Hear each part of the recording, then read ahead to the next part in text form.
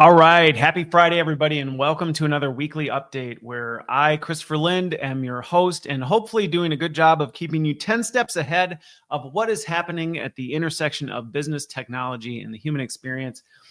Thanks, everybody, for watching, listening. Last week in particular, got a bunch of messages. I'll actually be including some of that in this week's update, just as one of my takeaways. And just thanks again for all of the community that follows this. And I'm glad to hear you're getting value from it. Continue with the feedback as well. I love continuing to improve that. Do all the social things. If you're not subscribed, do that. I did hit 5,000 YouTube subscribers this week, which was pretty exciting. Didn't think that was ever going to happen. So that's been cool. But yeah, just continue, like, subscribe, follow, share. I don't need to tell you this stuff. Your social media, you're consuming it. But please do that. I appreciate it tremendously. I've got 4 updates this week. The first 2 are technical related. One is actually me going into a little bit of a deeper dive on one of the messages I got this week. And then the 4th is actually a guide. So you stick around till the end or fast forward till the end if you really want to. But I'm actually going to share how to use AI to be more human, which I think can be extremely helpful for folks who maybe have AI, they're having to do a bunch of stuff, but is it actually making and enriching the human experience, or is it making it worse? Because if it's making it worse, to me, that's a problem. And my goal is to help people use AI to enrich the human experience, to make us better versions of ourselves, not more robotic, which is what I'm seeing a lot of. So with that, let's get into it. I've got 4 this week. So the first one has to do with, there were some big updates to image generation capability over the past week or so. So if all of a sudden you feel like every image you've seen on the internet, or all of a sudden you're like, whoa, did culture change overnight? It kind of did. And get ready for this, because this is very much going to become the norm in an AI world where so much content, so much media is AI generated or AI enhanced. When the models make a big update, prepare for a massive cultural shift. So I want to run down a couple of the big ones and just give you a heads up on how some of these things are, also to keep you on top of it so your attention is being mindful of this, because there are some things that based on these new updates are going to fool you, but then also help you give some context for, like, why did it feel like the whole world changed in the last week? And it's largely due to this. So couple things. First of all, the major models did so Gemini, OpenAI, there's some other ones that also did this, made some pretty significant changes to image gen in 2 ways. One, the ability for them to make realistic photos is profoundly improved. I mean, I am not kidding you. So I use AI to generate images and do a lot of different things with them. And the first time I did it, I hadn't even been following. It was a bit of a crazy week. I hadn't been following it. And I asked it to create an image for me. And it shot me back a photorealistic image that I went, not what I was going for, but holy crap, when did this happen? Which is actually what led me to go do a little more digging. And Gemini had the same thing. Like, by default, I asked it to do something and, like, poof. I'm like, good grief, that looks like I took that with my iPhone. As you can imagine, that one makes me a little bit uncomfortable as we step and continue stepping into the world. I have said many times over, we are going to move into the age of distrust, where we have to have heightened senses. So when I say I want to make you aware of this, so you can be more conscious. If you see something, even if it looks real, just be mindful. There's a good chance it might not be, because it is ridiculously easy to make a realistic image, not one where you can quickly look at it and go, oh, they have 6 fingers, or, oh, that, their leg merged into the table, or things like legit, really solid photoreal. And this is now massively widespread in terms of anybody can use it, free users, anybody with access. And the realistic ones, you really can't tell a difference by model. So really, whether you're an OpenAI, whether you're a Gemini, whatever, you can do this very easily. So be mindful, be really careful about this. Now, another thing, ByteDance actually came out with one. They're calling it Infinite U. It is literally an application designed to take a single image of you and then allow you to create. I hate the word deepfakes because it always comes across as nefarious, but basically versions of you that are doing, like in whatever makes sense. Like you want to be on top of a mountain. You want to be. I saw one that drew my attention this week was somebody I know that is not ever going to be invited to be on Joe Rogan, whether you like or don't like the Joe Rogan experience. You've got to have a pretty big name to be invited to that. And this person, I was like, there is no way they were on the Joe Rogan experience. And I could tell from the image. Now, the nice thing with ByteDance's Infinite, you can still pretty much tell that it was AI generated. You're like, yeah, that's them, but I can tell that's not a real picture. But it's real enough that if you're just glancing really quick, and that's exactly what happened. I went, what? No way they were on Joe Rogan. And then I took a closer look at the picture. I'm like, oh, yeah, that's AI generated. But this is another one now where, AI headshots haven't been all that new. And those to me are in a different category because you're doing it for the purpose of a headshot.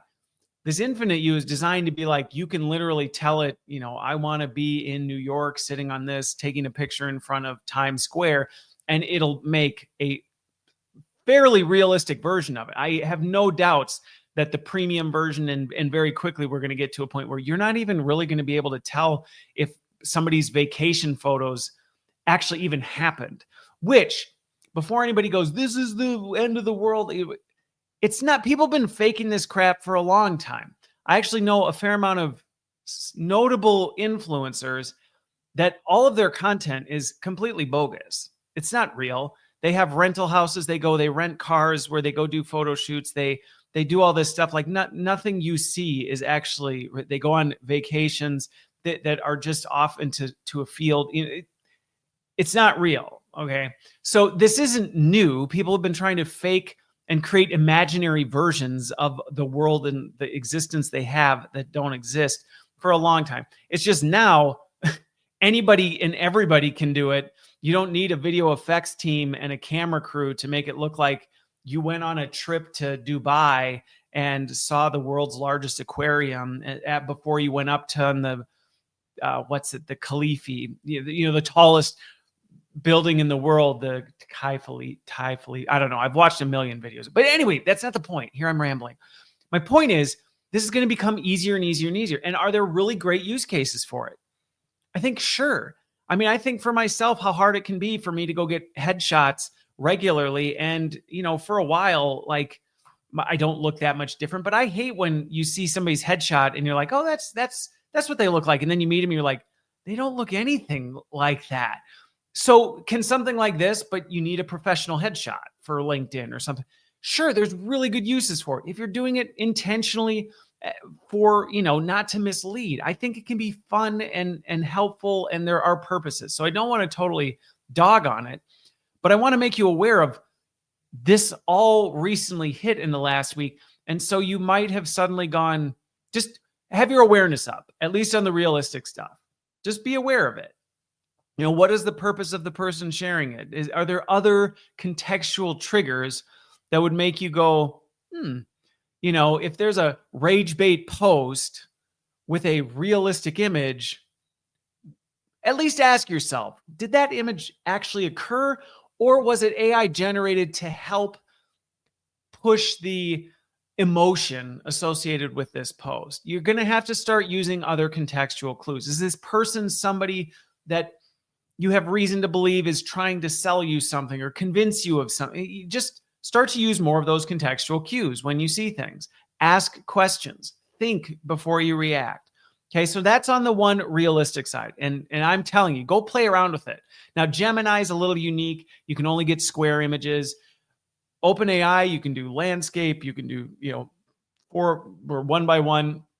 All sorts of stuff. So a little bit different. Now, the other one that's actually kind of entertaining, that this again was one where I went, okay, this is wildly different than before, was the animation style looks very much Ghibli, which, and I think I'm pronouncing that right. But if all of a sudden you were like, did anime take the world by storm in the last week? It kind of did. There's a Japanese studio called Ghibli. I think I'm pronouncing that right. They are known for this kind of anime Japanese art style. And OpenAI in particular adopted that in its animated AI artwork. And so you might have seen memes all over the place of this anime style stuff of like Sam Altman, there's a viral post about that, or these other things where like, people are taking their real images and now getting a Ghibli version of it. And you might just be going, what just happened? That's what happened. OpenAI created art. Now, Gemini is different. Their animated style looks like a LSD version of Pixar. So if all of a sudden you start seeing Pixar versions of stuff everywhere and you're like, whoa, where did this come? Chances are the person's using Gemini. If it's a square picture, it's probably somebody with Gemini who's either doing realistic photos or, an animation version. So again, these are some of the other things. Now, one that I think is super helpful is specifically with OpenAI, and some of the other ones have gotten radically better at this, much, much, much better at text. For a long time, text has always been this like, what on earth is that? Like, how did anybody think that was real? And they've largely done away with that and cleaned it up. Text is solid. You don't get the weird stuff that you used to do. And it's pretty cool. I've been experimenting with it for different reasons. If you follow my YouTube or things like that, you might see me experimenting more with AI generated thumbnails, where before it was a mix of me doing things. Now I'm spending more time deeply doing prompt engineering to try and get it to create the artwork that I want, rather than doing a mix of kind of getting 40% there and then having to do a lot of post-production work, which is awesome for me because I'm the only one doing this. I don't get paid to do any of this. It's a ton of work. And so AI is tremendously helpful in that. So we'll see. I'm playing around with it. But again, if you feel like things changed overnight, the AI image generation capabilities got a radical update. And so be prepared for that. You might see culture change on a dime because OpenAI releases something and then all the other models respond, or vice versa. So anyway, that's number one, making you aware, giving you some context to it. And then again, just keep your eyes out for some of this stuff. If somebody suddenly shows up in a place that doesn't seem real and the picture looks just a little bit off, probably is not real. Okay, next. This one came up. It's not completely new, but a friend of mine sent it to me and, it was kind of like, hey, what do you think? Now Bill Gates was in an interview and he made a bold statement that in the next 10 years, AI is going to replace doctors, teachers, and basically humans won't be needed for basically most stuff. AI will be able to do pretty much everything. Which, when I get to my next point, I'm going to talk about why we don't need more of this. We don't need more of the hype around AI can do everything people can do. AI is going to be able to do any job that any person can do. There's not going to be a need for people. It really scares people a lot. And it's foolishness, to be completely honest. I get where Bill Gates is coming from. He's been saying this since 2017. So this isn't new either. He came out with the latest update on it. But he's been saying for a long time, and for good reason. The man is, like him or hate him, he's a brilliant guy. He understands technology. He's very much someone I would love someday to just have a long afternoon with and talk about things with, because I think he sees things in a way that many people just don't. But what I don't think he always recognizes, and this was my frustration with this, is when you sit in the Crystal Palace for too long, or when you have this kind of thinking and you don't surround yourself by people who don't have that same kind of thinking or don't have that same, you begin to lose touch with reality. And so as I read the interview and read more about this, I went,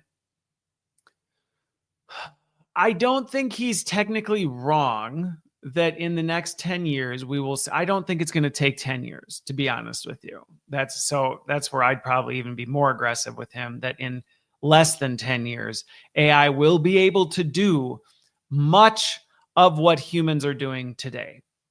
I agree with that, which that can be scary. And I understand when people hear that, sometimes they go, that makes me really uncomfortable. And I understand why.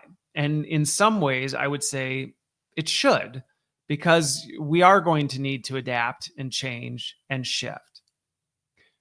However, here's the part that I hope brings some peace and calm to folks that I don't know if Bill would agree with me or not. And this is where I'd love to have a long coffee chat and really press him on this. I think Bill has been disconnected from the work for too long. And he forgets how work actually gets done and the people that are involved with this. And I think, quite frankly, because in the interview, you basically said, like, you'll be able to go do all this and not even have to interact with a person. I would even challenge this idea of, let's say hypothetically that's true. Would you want that as your only option? If you could go to the doctor and the only option for you was an AI robot that checked you in, you got ushered into the back, some machine took a bunch of vitals and then spit out your results and then sent you home. Maybe there'd be times that would be convenient, but would you really want that to be all that was available to you? If you got diagnosed with stage 4 cancer, would you want to just be treated like a number? Even something simple, going to get your hair cut. Would you really just want to go and have a robot? I mean, mine would be easy, but even for me, like as simple as this is, I can't say that I would just want some machine coldly checking me through a line and then shaving my head and then automating the deduction out of my checking account, and everything just becomes a transaction. And I think that gets missed. So first of all, one, I think we miss the value we get out of human experience.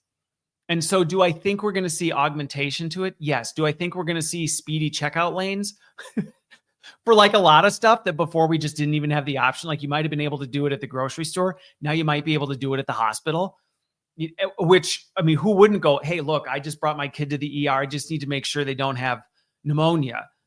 Bzz, bzz, in and out, you're fine. You got your bill of health and a prescription for antibiotics and yeah, that might be nice. But if you're going through a serious thing, do you really want to just be like treated like a machine in and out, quick? And I can tell you, anybody who goes, yes, I think everybody will. I'll tell you right now, the data says otherwise. And I know because I've worked with big retail firms who thought we're going to move to the automation lane. All people want is audit. We're just going to keep improving automated checkouts. And guess what? It bumped up against human experience.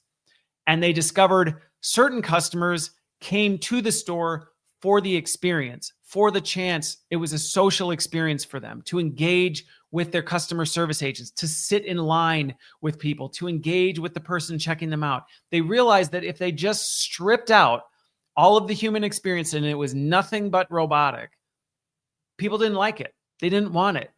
As much as we say, I just want to get in and get out, we don't. And when it becomes shallow and hollow, we suddenly start to feel like something's missing, and we suddenly start, and I think we're going to go through this. I think we're going to see lots of companies, and this is part of the work I'm doing, is to try and advise companies, don't make this mistake. So if you're a business leader listening to this, I'm telling you right now, do not make the mistake of over-indexing on creating a shallow, hollow, transactional experience for your customers or your employees because you think that's what they want. Even if they tell you that's what they want, that's not what they want. They might want the option of it. They might want the flexibility to choose that for certain things. And then sometimes that's not what they want. And they want to know that you're going to be there to actually support them and create an experience around it. Because, and don't believe me, go try it. And I'm promising you are going to come back to me and go, shoot, Christopher, you were right. And I've worked with enough companies who have made this mistake already to tell you confidently, Bill Gates is wrong. Bill Gates, even if we get to a point 7, 8, 10 years from now where AI and robots could literally do everything a human could do, we're not going to want it. Companies that go for it, people aren't going to buy it. It's going to create a new market for people who understand what people really want, what they really need.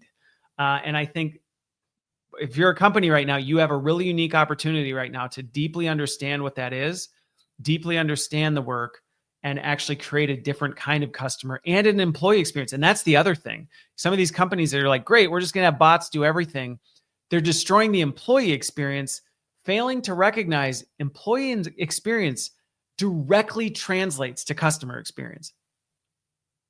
If you treat your employees like garbage, like they're a transaction, like they are a number, that's how your customers are going to feel.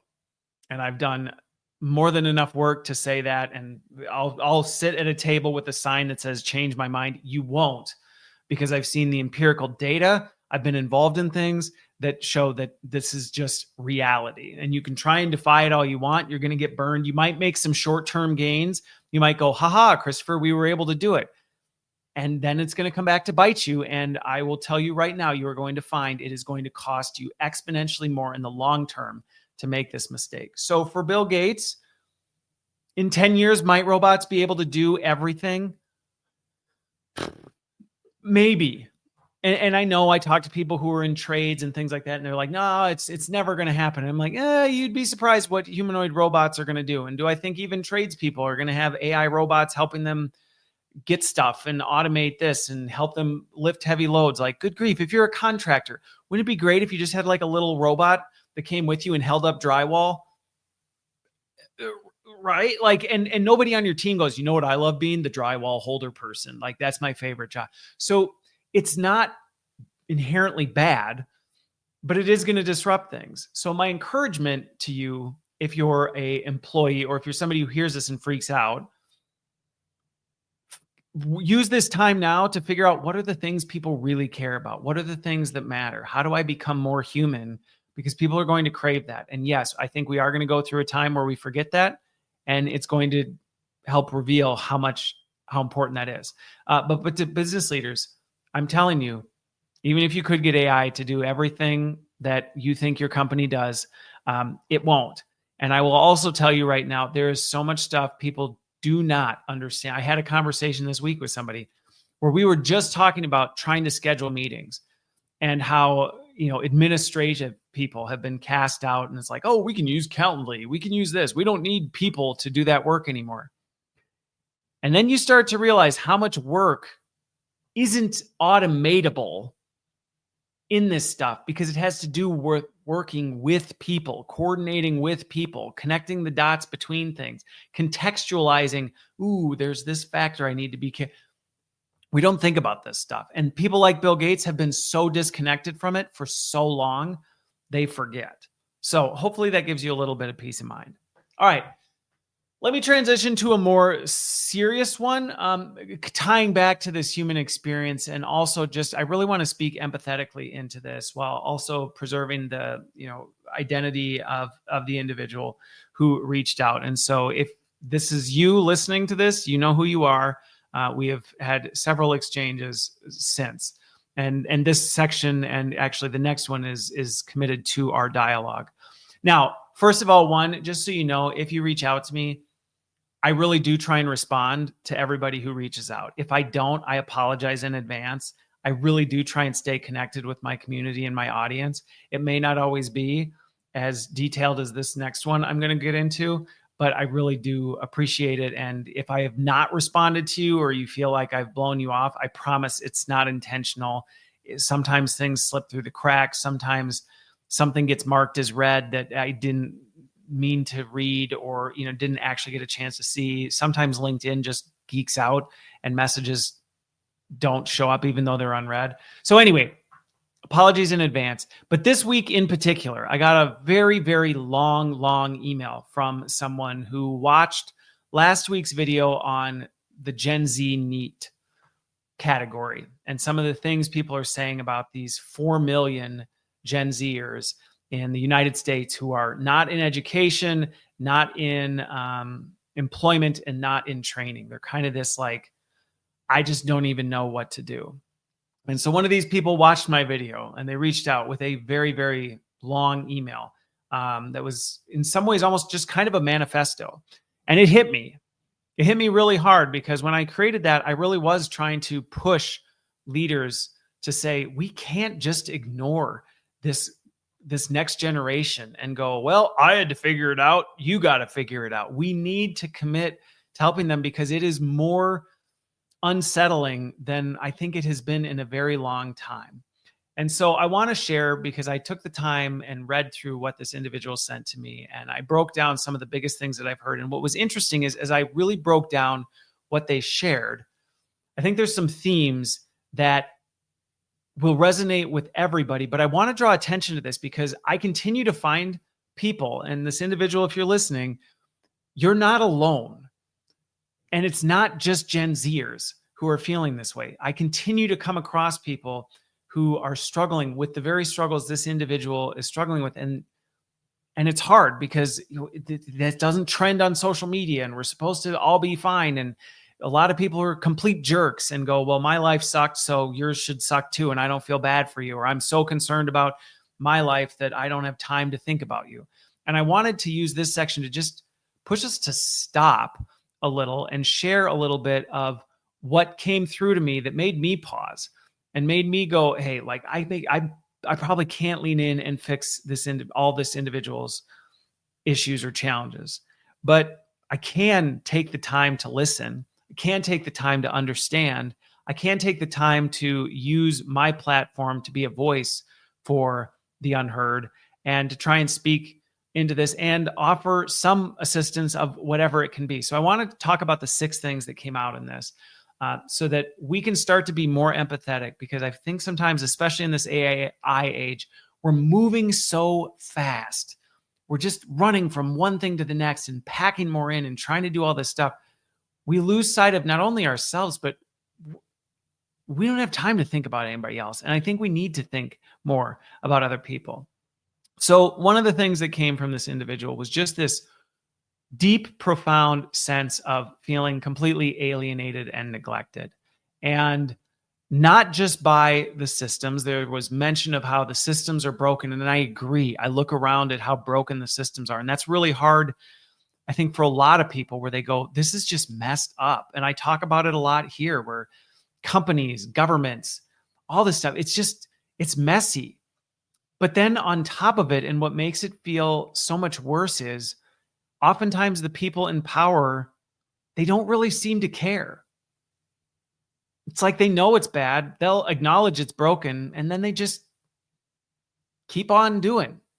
And I understand where that temptation comes from. It is exhausting to cut against the grain and feel like you're not making a difference.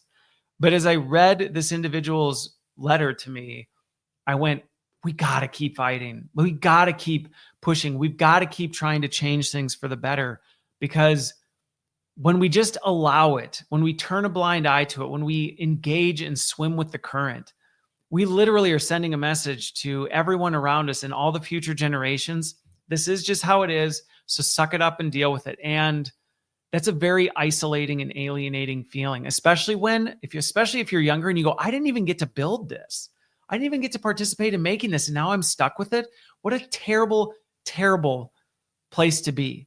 And I know that pain, and I'm not a Gen Z, or I'm technically a millennial, but I know this pain, and I think we all do. And so I want to encourage us to go, hey, let's do better. Like, let's not be this. The other thing that came out of this was some very grounded fear of the future.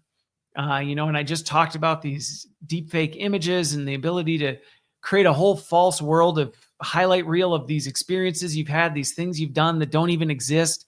I talked about the fact that, you got people like Bill Gates up here going, oh, in 10 years, we don't even need people. These robots are going to do everything. And there's no yeah, but I still exist.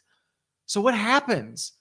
And if you're new in your career and you don't have the contextual experience, if you don't have all the big social network and, some of the experiences that other people do, that is a terrifying future to say, okay, so you're telling me everything I do doesn't matter. And my message to anybody who sees that, feels that fear, one, I want to acknowledge the fear is real. I get it. I experience much of the same fear at times where I go, this is scary. Where we are is scary. And I don't think it's helpful when we just downplay it and go, it's not scary. We'll just adapt. We'll just blah, blah, blah. Like, we'll move on. Yeah, that might be true, but that doesn't mean that it won't be really painful, or that there won't be a lot of collateral damage, or that it isn't extremely uncomfortable where we're going. And so then imagine how uncomfortable that is if you're at the bottom of the food chain looking out going, this is what I have to adopt. And so whether you're at the bottom of the food chain or whether you're at the top, we need to slow down and acknowledge how scary the future is. And we need to stop saying things like, well, in 10 years, there's going to be nothing left for people. Yes, there will. There will be something for people. And we need to do the time, put in the time and take the effort to help figure out what that looks like and help future generations prepare for what that looks like. The other thing that came through in this was this true recognition, this desire to go, I have potential. I know I do. I know I'm capable of things. I don't know where to put it. I don't know what to do with it. I feel trapped, ignored, written off. First of all, one, if you're older and you're looking down on people who are younger, this young generation, this next, they have so much inherent value and brilliance and innovation and new ideas. And we need to not look at that and go, well, that's stupid. We do things the way we do. We need to stop because we are crushing the next generation of people who already feel completely helpless in this crazy, insane world. They have no context or much less context to figure out how to navigate it. And then on top of it, we just go, well, and you've got nothing to add to the mix anyway. That is terrible. That is terrible. Don't do that. And I know not everybody subscribes to my worldview, but I was reading a passage last night about where Jesus' disciples, are like, well, hey, they're like talking and he invites the children up and he's like, be like this. Be like this generation. He had a true appreciation for youth and the faith and the excitement and the sincerity that they bring. We all should too. You never get too old to look back and go, yeah, well, that stupid generation. And I hear this a lot. I hear it a lot and I've seen it a lot in my career and it needs to stop, especially right now. I mean, it should just be par for the course. We should just not be doing it, period. But right now it's having an even heavier impact than it might when things are smooth and there's kind of a clear pathway, because the American dream of which I'll talk about next, go off to college, do this thing, you'll get a great job, you'll pay your bills, you'll have a family, it'll all be wonderful. That story's not true. It's not working out that way for a lot of people. And a lot of people feel stuck. And so the last thing they need is to be dogged on because, well, you're young, you don't know anything, you've got nothing to add. Yes, they do, actually. They've got a lot to add. And when I've actually leaned into this, some of these younger folks offer me some of the greatest insights and ideas and innovations that I would have completely otherwise overlooked. And so if you're somebody who thinks they've got nothing to offer me, you're wrong. I'll just tell you that right now. You are wrong and you are missing out, and it will catch up with you. It will. The other one is there was a real lack of trust in the institutions. And you know what? There's really good reasons not to trust them right now. And I get it. I get why people are very untrusting of academic institutions. They've been promised spend hundreds of thousands of dollars to go here and you'll have a wonderful life. And people have spent hundreds of thousands of dollars going there and they don't have a wonderful life. They just got a boatload of student loan debt and no job prospects and keep being told, oh, you don't have enough experience. Oh, you don't have any of these things. They're being told companies care, invest your life, invest everything you have into them and they'll take care of you. And they're getting riffed left and right. They're getting rejected. They're not even having people take the time to call them back or send them an automated email when they're applying for a job. Come on. Why would you trust a system that treats you like that? We've got governments that say they're here for our best interest. They're designed to protect their people. They're designed to defend and make sure people are taken care of, who are showing no regard for people, showing no regard for anything but the government's best interests. And don't send me the messages, oh, you're anti-American. That's not what I'm saying. I'm seeing this all around the globe. I understand these people are not wrong. Don't gaslight people into saying that's ridiculous. The government has your best interest in mind. No, it does not. No, it does not. Maybe on its best day, it has the collective best interest of the group in mind, assuming it serves its best interest.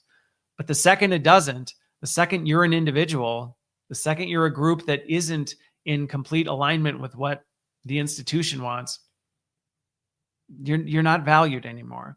And so I understand that lack of trust. I think to the people who may be feeling this, don't completely give up hope. And part of the reason I spent so much time going back with this individual was I went, hey, look, this individual reached out to me, and I get why they don't trust leaders. They don't trust voices. They don't trust institutions. I can't fix all that, but maybe me taking the time to genuinely listen, respond, and engage with this individual may give hope that there are still some who do care, who want to see it different, who want to do better. And I want to encourage those of you who are in these positions, those of you who have these unique opportunities where somebody reaches out and they're scared, whether they're a Gen Zer or anybody, they're scared, they're nervous, they're not sure what to do. If you're in a position where you have some stability, or even if you don't, gosh, I don't have all the stability. I don't have it all figured out, but I have enough to at least tell somebody like, hey, it's okay. I see you. I hear you. I understand what you're going through. It sucks. Based on my experience, here's some things you might want to be thinking about. You know, the other thing that came through was people are just looking for something more. This individual just wanted to believe in something true, something moral, something deeper than just the shallow veneer of fake Instagram pictures on the internet, American dreams that don't ever come to be, some sort of commercialized belief that if you just have enough stuff, then you'll be happy. If you just make enough money, you'll finally land. They know it's not real, and they don't believe it. And yes, of course, if somebody asks me that, I am going to share what gives me some of the grounding that helps me navigate some of this stuff. Is it my expectation that so therefore I think that, so I'm going to pound it into you? No. Do I really hope you find the same joy and peace that I do? Yes. But this also goes back to what I said before with these companies that are like, oh, well, robots can do everything people need. We'll just replace everybody with robots. It's going to backfire because of stories like this individuals who go, I just want something more than that. I don't just want to go to the store and have a robot put everything in my cart for me and then load it into the back of my car while I sit and scroll Instagram and look at people's deep fake images of them on fake vacations, pretending to have fake children and all. Like, I don't want that. I want something deeper than that. And yeah, so do I. So does everybody. There's lots of people who've numbed themselves to the fact that they don't want it because they're convinced it doesn't exist. And maybe if they just numb themselves enough, it'll go away. But it's there and it's not going anywhere. And the more we try and ignore it, the deeper and more profound it's going to get. And so if you're struggling with that, I get it. There are certain ones that I don't struggle with, and it has to do with the peace and joy I've found through being a Christian. But I understand that desire, and I'm not going to sit here and pretend that, oh, well, I have this and it's fixed all my problems. Nope. I still can relate to every single thing this person shared with me. And I went, yeah, that's me too. That's me too. I feel this. I understand. And so even if you can just be somebody who can sit in the ashes, you don't have to go back to everybody and go, okay, here's the 5 things you can do to fix it. First of all, one, who do you think you are that you know the 5 things that are going to fix their life for them? You don't. Sometimes you just need to sit with them and go, yeah, it really sucks, doesn't it? Doesn't it suck? It really sucks right now. I hate it. I wish it wasn't this way. The last one was this individual made it so clear. And I see this all the time. And this is where it just offends me when people are like, oh, these spoiled, whether it's Gen Z, this spoiled next generation, this spoiled people over here wanting a handout, this spoiled this and that. I had to work for mine. They don't seem to want to. That is not the case. That is a gross misrepresentation of the vast majority of people I encounter who are really struggling. They all desperately don't want a handout. They want to work for it. They want to feel like there's value and purpose and that they're contributing to something, that they're not just being given a check and go, here, you poor little person, like, there you go survive. That's why the whole idea of like, oh, UBI, let's just give everybody stuff so they don't have to do things. Most people don't want it. They actually want to work and contribute and feel like the effort they're putting in matters. They don't just want to be handed a check so they can exist. And so we need to help people discover How do you help them do that? And it's one of the things I've always loved about leading teams. It's one of the things I miss most about doing things on my own. While I get the chance to do it in an advisory capacity, it's very different. But we need to help people go, yeah, I'm going to help you figure out how to use what you feel is trapped inside you. And it doesn't look like slapping you into a job description and go, there. Now, tell AI to do all this stuff and watch the AI and make sure it's doing it. Good grief. You want to talk about a meaningless existence? Don't do that kind of crap. We need to help people discover what is it that they're capable of. What does that look like in an AI world? Yeah, maybe some of the stuff that mattered 5 years ago or 2 years ago, or maybe it won't matter anymore, but underneath it, something does. There is something that will matter, that will be important, that people will be able to use in whatever AI future sits ahead. And we need to do something to help people with that. And that's, yes, Gen Zers. Yes, lots of people I encounter. And that's where let's just have the robots do all this. That's a big mistake. That's a big mistake. And I will be talking a lot more about that in future episodes about why that will come back to bite us big time. So I'm going to wrap with that and transition to my last one. But to the individual who wrote this to me, thank you. Thank you for taking the time to send what might have felt like just a rambling madness of, I don't know how many pages. It was a lot of pages. But I saw it and I appreciated it and I heard you. And I hope that I've represented you well in those 6 points, that you feel heard. And I hope that other people who listen to this go, that makes me feel heard. It makes me feel like I'm not alone. And I hope me representing it in some way, for what little it matters, just a random guy on the internet talking about it, I hope it at least inspires you that there are people that do care, who see this, who want to do something, and who are committed to it. And I'm not alone. That's the thing. I'm not going to sit here and go, and I'm the only one who does. You know, I talk to people all the time who really want to contribute and help. And many of them, honestly, there's a lot of senior leaders I know who go, I don't know what to do, Christopher. I can't tell you how many people I coach and counsel who go, I know the system I'm in is broken. I know our job descriptions are dysfunctional. I know all this. Christopher, help. How? I hate that I do this. I hate that we just ghost thousands of job applicants every week. How do I fix it? And I'm trying to help. But I just want to encourage you to know that it's not that everybody who's older or further along just doesn't care. Yes, there's examples. Of course there is. Just like there's examples of freeloaders who are in the young generation. You're always going to be able to find the exception to the rule. But I know that's not the vast majority. And I wanted to focus on that in this section to, one, make sure you feel heard, individual, but also that hopefully it inspires and encourages others to feel heard and to do something about it and to keep fighting to do better, because we can do better. All right. Now, the last one actually is related to this, because I actually want to talk about how AI helped me be more human through this interaction. Because I think a lot of times what bothers me is I see people talk about, AI, and we see all this stuff of like, oh, we can create fake images and we can automate workflows and we can do all this stuff. And like AI is ruining the human experience. And it absolutely can.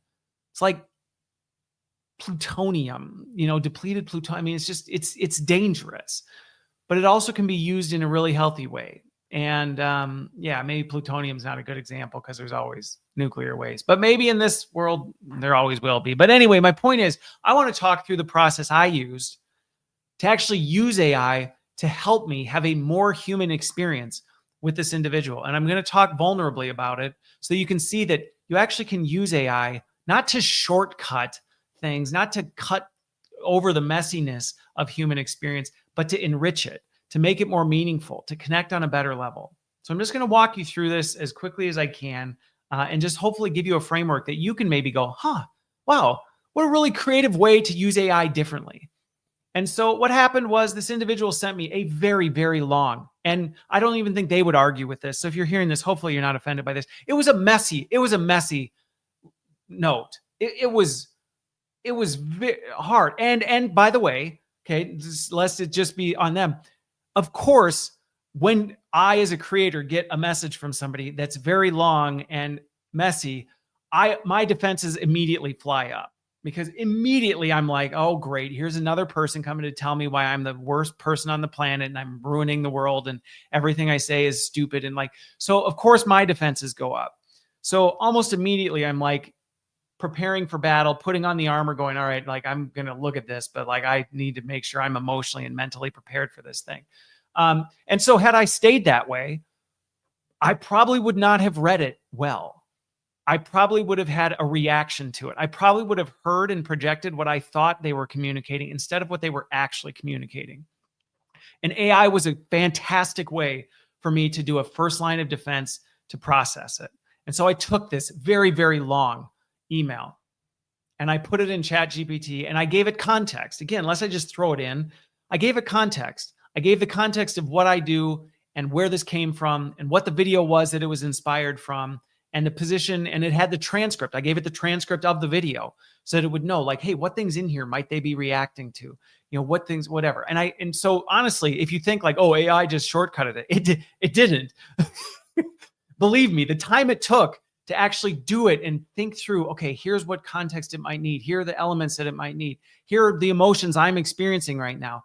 And then I put the response in and I said, please help me make sense of this. Because I want to read it and I want to listen to it, but I don't want my emotions to color or cloud my ability to actually understand what this individual said, because I respect the fact, and this is the part that AI can't do. I, by default, said, I respect this individual as another human being, and I care about them because they're deserving of respect and dignity. And if they took the time to write this, the least I can do is take the time to listen. Now, can AI fix that for you? No. If you truly don't care about people, I don't know what to tell you other than change your mind, because that other person is deserving of respect and dignity. But so I took the time to build all this together and then I posted through, and I'm so glad I did, because its first line was, I don't think this individual in any way, shape, or form is attacking you, which immediately brought my defenses down, because I shared with it, this is one of the things I'm struggling with. Like, I don't want to read this as an attack if it's not an attack. If it is, tell me. But if it's not, help me understand it. And it did. It broke it down. And it acknowledged some of the realities of, yeah, it's a little all over and it's a lot and there's a whole lot here, but let me help you contextualize what it is. And it did. It did a really good job of breaking it down. And of course, in true AI form, it just gave me a little, here's a convenient message you could send back and call it a day. Could I, at that point, have said, thanks, copy, paste, send? I could have. And honestly, in today's world, I think even that amount of effort is probably a lot more than most people experience. And so even just what I described there, if you don't have 5 minutes, and I'm saying 5 minutes, I probably could have done nothing but take the context of what they sent me, put it in, and got a, can you please help me respond in a way that's true to my voice?